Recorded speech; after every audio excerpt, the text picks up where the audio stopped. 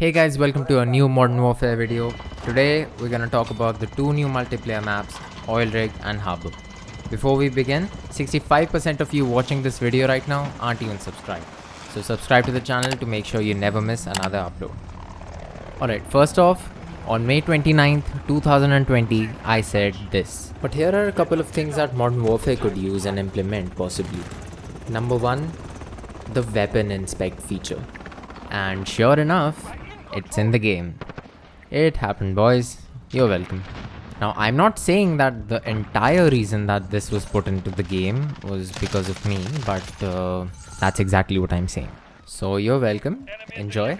And let's talk about the maps now. Alright, so they're both brand new maps that were added in with the Season 5 update.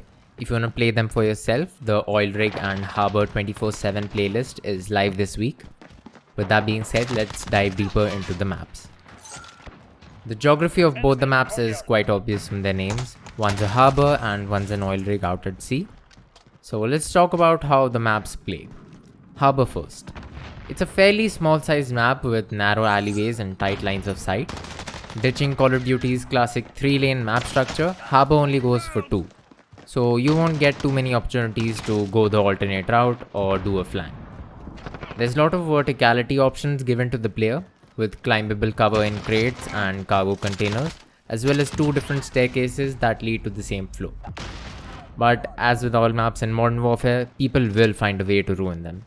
I just thought it would take them longer. The long narrow alleyways mean that someone will be waiting with their LMG to shoot you down instantly. The tight corners mean that MP5 and 725 players will have you watching the kill cam before you realize what just happened.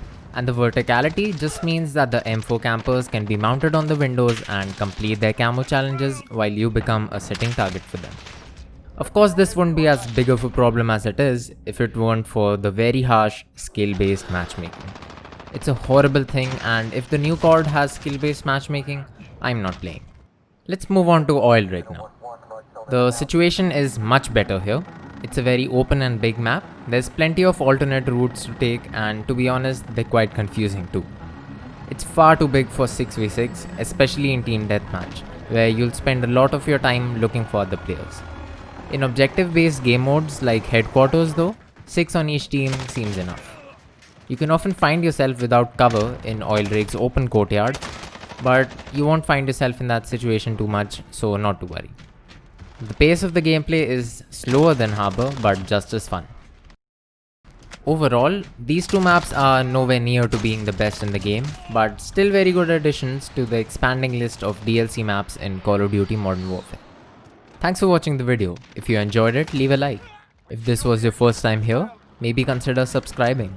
Comment below what you think of Season 5 so far. Are you enjoying the new content they've put in the game? Let's talk about it. I've been Osmodrome, and I'll see you in the next one.